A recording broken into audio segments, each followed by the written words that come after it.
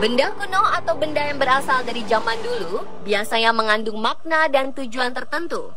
Dan tak jarang, benda kuno bersejarah itu pun mempunyai suatu sisi negatif, yaitu kutukan.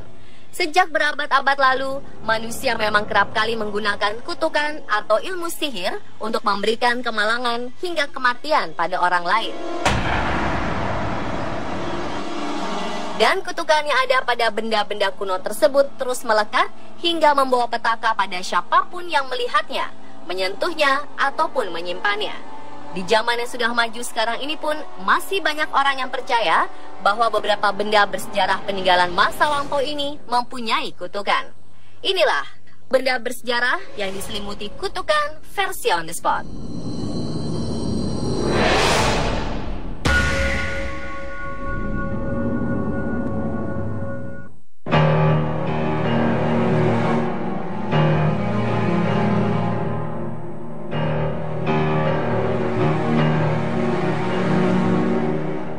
Of Thoth adalah suatu buku yang dikatakan mengandung mantra-mantra yang sangat kuat yang muncul di cerita Mesir kuno pada periode Ptolemaic. Buku ini dikatakan ditulis oleh Thoth, salah satu dewa yang penting dalam mitologi Mesir. Isi dari buku ini adalah 2 mantra. Yang pertama, membuat pembacanya bisa memahami bahasa binatang, dan yang kedua, membuat pembacanya bisa memiliki pengetahuan dan melihat para dewa. Tetapi membaca buku ini akan membuat para dewa mengamuk dan menjatuhkan hukuman kepada pembacanya. Hukuman itu juga termasuk kematian orang-orang yang dicintai dan disayangi oleh pembaca. Ini akan terus berlanjut sampai buku itu kembali ke tempat yang seharusnya.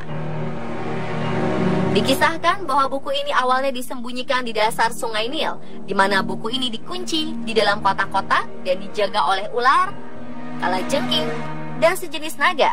Namun Pangeran Neferkaptah berhasil mengambil buku itu, dan setelah dibaca olehnya, seketika anak dan istrinya mati. Ia sendiri pun ditemukan mati sambil memeluk buku itu, hingga akhirnya ia dikuburkan bersama buku itu.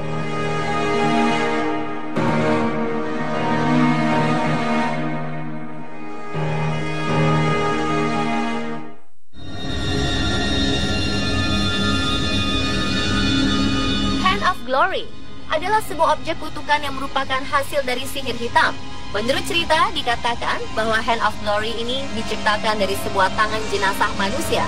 Rambut dari jenazah tersebut digunakan sebagai sumbu sebuah lilin.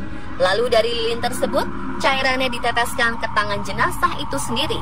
Konon, kekuatan dari tangan ini mampu membuka kunci pintu apapun dan mampu membuat setiap orang terhenti.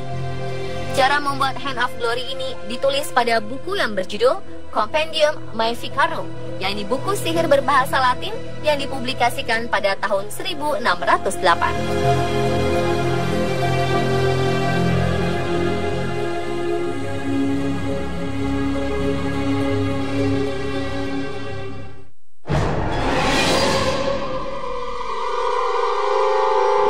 Ada 2 prasasti, yaitu prasasti Sangguran dan prasasti Pucangan yang berasal dari Indonesia. Kedua prasasti ini oleh Raffles diserahkan kepada Lord Minto.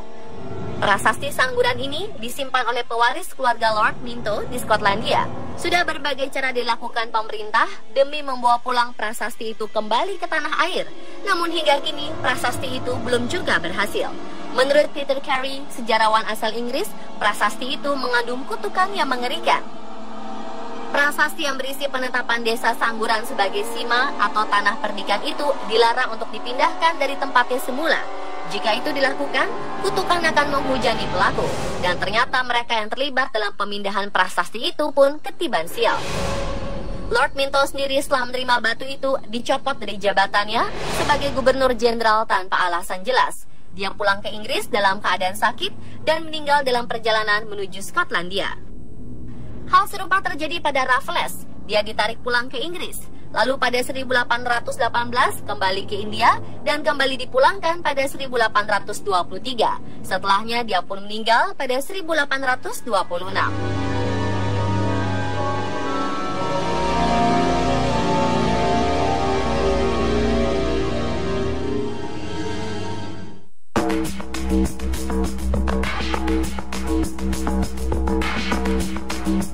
Selanjutnya ada seorang ahli geologi asal Denmark yang bernama Jan Split yang menemukan tulang pembunuh pada tahun 1960. Tulang ini adalah satu di antara sekian banyak tulang pembunuh peninggalan orang-orang Walpiri, salah satu suku aborigin di Australia. Benda yang disebut juga tulang kematian ini menjadi barang penting saat metode pengutukan dalam tradisi aborigin. Tulang ini diikat dengan rambut manusia dan diisi dengan energi. Dan setelah itu, para anggota suku akan berkumpul untuk ritual menunjukkan tulang kepada seseorang yang ingin dihukum. Kutukan ini bisa berupa kematian atau penyakit parah. Saat ini, tulang kutukan tersebut disimpan di Museum Esbjerg, Denmark.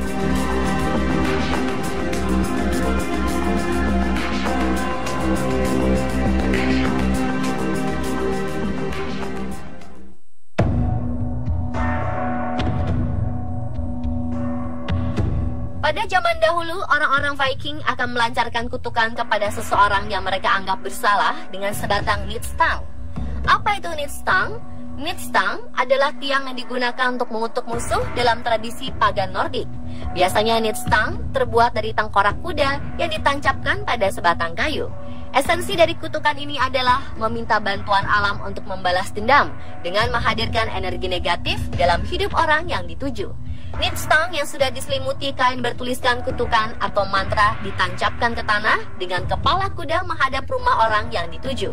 Lalu Dewi Kematian Hel akan dipanggil untuk mengaktifkan kutukan. Walaupun begitu, tujuan dari kutukan ini bukanlah suatu kematian, tapi agar orang yang dituju itu sengsara ataupun hidupnya menjadi tidak tenang. Dan pemirsa, itulah benda bersejarah diselimuti kutukan versi on the spot.